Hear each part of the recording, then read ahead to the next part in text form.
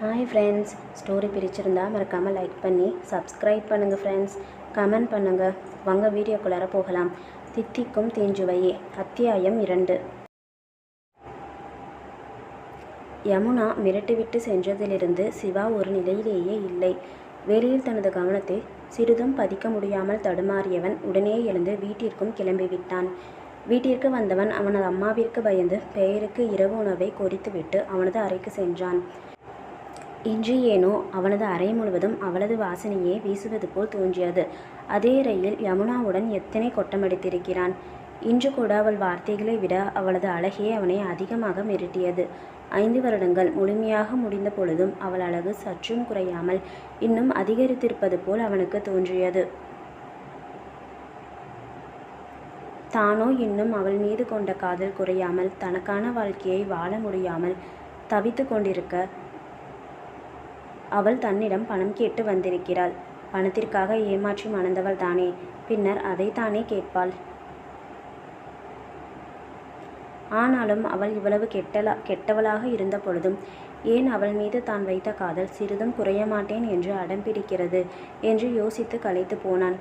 தன்னையே ஏமாற்றிவிட்டு தன்னிடமே பணம் கேட்பவளுக்கு பணம் கொடுப்பதா? நிச்சயமாய் கூடாது.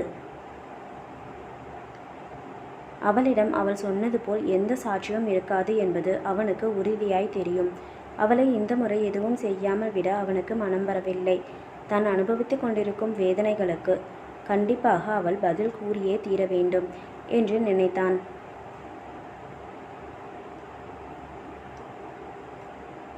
யமுனாவை சிறிதாவது பழிவாங்கி அதன் மூலம் தன் மனதில் ஏற்பட்ட காயத்திற்கு மருந்து தேட நினைத்தான். அதற்காக ஒரு திட்டத்தையும் தீட்டினான். எக்காரணம் கொண்டும் அவளை பழி தீர்க்காமல் விட அவன் தயாராக இல்லை. மறுநாள் காலையில் சிவா எழுந்த பொழுது எப்பொழுதையும் விட கொஞ்சம் புத்துணர்ச்சியாகவே உணர்ந்தான். அவனுக்காக காத்திருக்கும் வேலைகளை செய்வதற்காக சீக்கிரமே கிளம்பி ஆஃபீஸிற்கு சென்றான். யமுனா வரப்போகும் மாலை பொழுதிற்காக அவளை பழிவாங்க ஒரு அருமையான திட்டத்துடன் காத்திருந்தான். ஆனால் அவன் தீட்டி வைத்த அந்த திட்டத்தை அவள் தவிடுபொடியாக்கப் போவதை அந்த நொடி அவன் அறியவில்லை. அதே நேரம் யமுனா தனது தோழி அனுவை பார்ப்பதற்காக அவள் சொல்லியிருந்த ஒரு பார்க்கிற்கு சென்றாள். யமுனா செல்வதற்கு முன்பே அனு அங்கு அவளுக்காக காத்திருந்தாள். வந்து ரொம்ப நேரம் ஆச்சா? சாரிடி என்றாள். பரவாயில்ல யமுனா, நேற்று போன காரியம் என்னாச்சு? நம்ம பிளான் பண்ண மாதிரியே தான் பேசினேன். பட் அவர் பணம் தர ஒத்துப்பாரான்னு எனக்கு தெரியல. ஏன் ஒத்துக்க மாட்டார்? அவருக்கு கல்யாணம் நடக்கணும்னா அவர் பணம் கொடுத்து தானே ஆகணும். ஆனாலும் அவர் லைஃப்பில் தேவையில்லாமல் நான் திரும்ப நுழையிறணும்னு தோணுது. அவரே இப்போ தான் ரொம்ப நாள் கழித்து கல்யாணம் பண்ணிக்க போகிறாரு. அவரும் பாவம் தானே. என்னது அவர் பாவமா? யமுனா, யாரை பார்த்தும் பாவப்படுற நிலமையில நீ இப்போ இல்லை. அதை ஃபஸ்ட்டு புரிஞ்சுக்க. இப்போ உனக்கு பணம் வேணுமா வேணாமா? வேணும் தான். ஆனாலும் அவர் முன்னாடி தைரியமாக இருக்க மாதிரி நடித்தாலும் ரொம்ப பயமாக இருக்குடி. நான் அவரை மிரட்டுற மாதிரி என்கிட்ட எந்த சாட்சியும் இல்லைன்னு அவருக்கு தெரிஞ்சால் என் நிலைமையை நினைக்கவே எனக்கு பயமாக இருக்குது. யமுனா, போதும். ஏன் சாட்சியே இல்லைன்னு நினைக்கிற? உன்கிட்ட தான் உயிருள்ள ஒரு சாட்சியே இருக்கே. நீ என்ன சொல்கிற? சஞ்சனாவை தான் சொன்னேன். அவள் எப்படி சாட்சியாவா? அவள் உனக்கும் அந்த சிவாவுக்கும் பிறந்த குழந்தை தானே. ஷட்டப் பண்ணு. அவள் ஏன் குழந்தை. அவளை யார் கூடயும் நான் பங்கு போட மாட்டேன். எதுக்காகவும் அவளை பணைய வைக்கவும் மாட்டேன். எழுந்து நீ மட்டும்தான் தனியாக அவளை பெத்தியா? உனக்கு தெரியுமா யமுனா, உன் குழந்தை அதான் சஞ்சனா எப்படி அந்த சிவாவையே ஜெராக்ஸ் எடுத்த மாதிரி இருக்கா? எவ்வளோ பெரிய முட்டாளாக கூட இருந்தாலும் சஞ்சனாவை பார்த்தா அது சிவாவோட குழந்தை தான்னு கரெக்டாக சொல்லிடுவான். நிறுத்தணும். இப்போ என் பிரச்சனை அது இல்லை. அவர் பணம் தருவாரா இல்லையாங்கிறது தான். சரி, அவர் பணம் தர முடியாதுன்னு சொன்னால் என்ன பண்ணுவ? என்னடி பண்ண முடியும்? ஒன்றும் பண்ண முடியாது. பேசாமல் திரும்ப வந்துட வேண்டியது தான். லூசா யமுனா நீ? பேசாமல் திரும்ப வந்துட்டா சஞ்சனாவோட ஹார்ட் ஆப்ரேஷனுக்கு பணம் எப்படி ரெடி பண்ணுவ?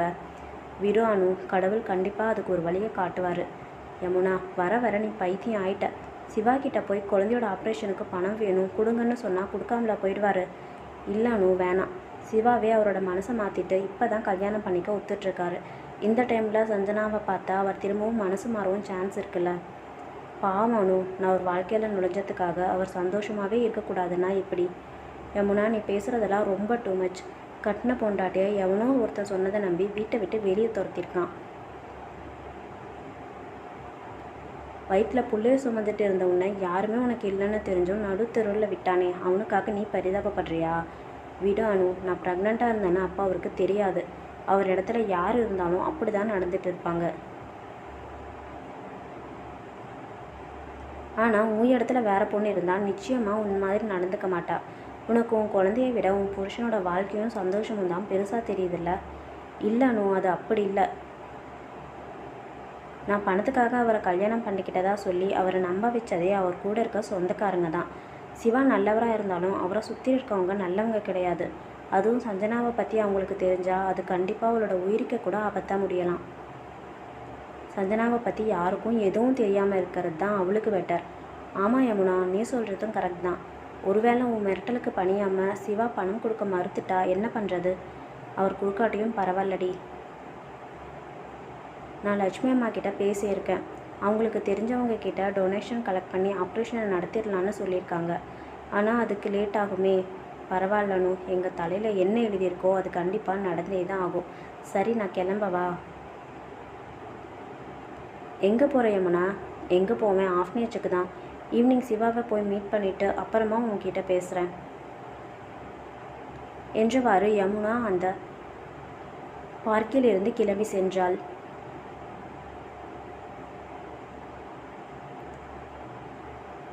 அவள் நேராக வந்த இடம் அந்த ஊரில் இருக்கும் ஒரு அனாதை ஆசிரமம். 5 வருடங்களுக்கு முன்பு யாருமில்லாத அனாதையாய் தனித்து நின்ற பொழுது அந்த ஆசிரமத்தின் உரிமையாளரான லட்சுமி அம்மா தான் அவளுக்கு இருக்க இடமும் உண்ண உணவும் கொடுத்து ஆதரித்தது. அவர் மட்டும் இல்லை என்றால் இந்த நேரம் அவளை புதைத்த இடத்தில் மரம் கூட வளர்ந்திருக்கும். அந்த ஆசிரமத்திலேயே தங்கி அங்கிருக்கும் குழந்தைகளை பார்த்து கொள்வதும் சிறிய குழந்தைகளுக்கு பாடம் சொல்லிக் கொடுப்பதுமாக தனது வாழ்க்கையை அமைதியாக கழித்து கொண்டிருந்தாள். ஆனால் அவளது இந்த அமைதியும் நிம்மதியும் வெகு காலம் அவளுக்கு நீடிக்கவில்லை. சஞ்சனா 4 வயது நிரம்பிய சுட்டி பெண். எப்பொழுதும் கண்களில் சிரிப்புடன் மழலை மொழி பேசி துள்ளி ஓடும் அவள் அங்கிருக்கும் அனைவருக்கும் செல்லம். சஞ்சனாவின் ஒவ்வொரு அசைவும் யமுனாவிற்கு சிவாவை தான் ஞாபகப்படுத்தும். ஆனாலும் அந்த சின்னஞ்சிறிய குருத்திற்கு கடவுள் இவ்வளவு பெரிய வியாதியை கொடுத்திருக்க வேண்டாம். 1 மாதத்திற்கு முன் மற்ற குழந்தைகளுடன் விளையாடி கொண்டிருந்தவள் திடீரென மயக்கம் போட்டு கீழே விழ பதறிப்போன யமுனாவோ அவளை ஹாஸ்பிட்டலில் சேர்க்க டாக்டர் மிகப்பெரிய குண்டை தூக்கி அவள் தலையில் போட்டார். சாரிம்மா, உங்கள் பொண்ணுக்கு ஹார்ட்டில் ஹோல் இருக்குது. முடிஞ்ச வரைக்கும் சீக்கிரமாகவே ஆப்ரேஷன் பண்ணணும். ஆப்ரேஷன் பண்ணாதான் உயிர் பொழைக்க வைக்க முடியும் என்று அந்த டாக்டர் கூற சில நொடிகள் இமைக்க மறந்தவளாய் நின்றாள். சஞ்சனாவிற்கு இருக்கும் இந்த பிரச்சனையே அவளுக்கு பூதாகாரமாக தோன்ற அவர் ஆபரேஷனுக்கு ஆகும் செலவாக ஒரு தொகையை கூற முற்றிலுமாய் உடைந்து போய் அழத் தொடங்கினாள். எப்படி அவ்வளவு பெரிய தொகையை பிரட்டுவது என்று தெரியாமல் அவள் விதி பிழுங்கி நின்று கொண்டிருந்த பொழுது அனுதான் சிவாவிடம் சென்று பணம் கேட்கும் ஐடியாவை யமுனாவிடம் சொன்னது. அனுவும் அந்த ஆசிரமத்திலேயே வளர்ந்தவள்தான். இருவரும் உற்ற தோழிகள். யமுனா தன்னை பற்றிய முழு விவரத்தையும் அனுவிடம் சொல்லியிருக்கிறாள். அனுவிற்கு படிப்பு முடிந்து வேலை கிடைத்து விட்டதால் அவள் அந்த ஆசிரமத்தில் இருந்து வெளியேறி ஒரு உமன்ஸ் ஹாஸ்டலில் தங்கியிருக்கிறாள்.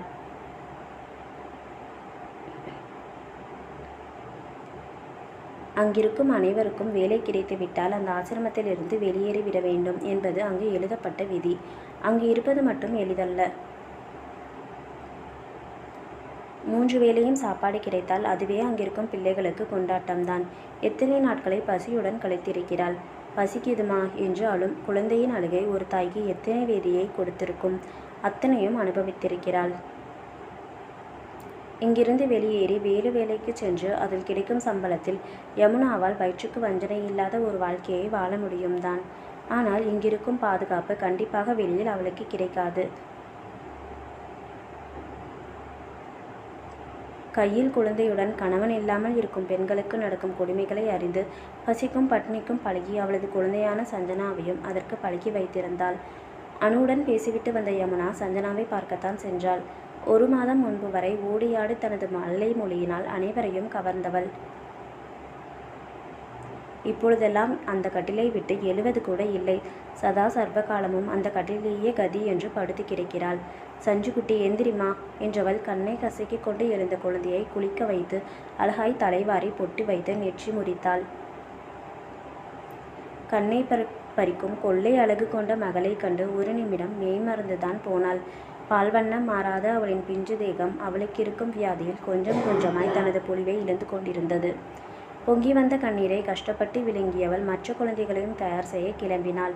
அப்பொழுது அவள் கையை பிடித்து தடுத்த சஞ்சனாவோ, அம்மா நான் இன்னும் கொஞ்ச நாளில் செத்துருவேனாம்மா என்று கேட்டாள். அப்படியெல்லாம் இல்லடா, யார் உன்கிட்ட சொன்னது? இல்லைம்மா, நீயும் லட்சுமி அம்மாவும் பேசிகிட்டு இருக்கும்போது நான் கேட்டேன். ஆப்ரேஷன் பண்ணலன்னா நான் செத்துருவேன்னு எனக்கு தெரியும். புத்திசாலி குழந்தை, எதை சொன்னாலும் டக்கென்று பிடித்து கொள்வாள். ஞாபக சக்தியும் அதிகம். அம்மா நான் செத்த வாட்டி எங்கே போவேன் என்று அந்த குழந்தை கேட்க அவளுக்கு இதயமே வெடித்து விடும் போல் வலிக்க தொடங்கியது. சஞ்சனாவை கட்டிக்கொண்டு ஓவென்று கதறிவிட்டாள். யமுனா அழுவதை தாங்க முடியாத அந்த குழந்தை தன் பிஞ்சு விரல்களால் அவள் கண்ணீரை துடைத்து விட்டது. அம்மா அழாத, எனக்கு வலிச்சாலும் நான் சாக மாட்டேன், உன் கூடையே தான் இருப்பேன் என்று அவளுக்கு ஆறுதல் வேறு கூறியது. அது சற்று மனம் தெளிந்தவள், சஞ்சுக்குட்டி நீ இனிமே இது மாதிரியெல்லாம் பேசக்கூடாது. உனக்கு அம்மா நான் இருக்கேன், இன்னும் நல்லபடியாக உன்னை பார்த்துப்பேன், நீ எதுக்கும் ஃபீல் பண்ணாதடா என்று சஞ்சனாவை சமாதானப்படுத்தி படுக்க வைத்துவிட்டு தனது அன்றாட பணிகளை பார்க்க சென்று விட்டாள். அங்கு சிவாவோ அவளை பழிவாங்க திட்டத்தோடு காத்திருந்தான். நேரம் கடக்க மாலை நெருங்கியது. ஓகே ஃப்ரெண்ட்ஸ், இந்த கதையோட தொடர்ச்சி அடுத்த பாகத்தில் வரும். அதை பார்க்கணுன்னா சப்ஸ்கிரைப் பண்ணி வச்சுக்கோங்க. ஓகே ஃப்ரெண்ட்ஸ், பாய்.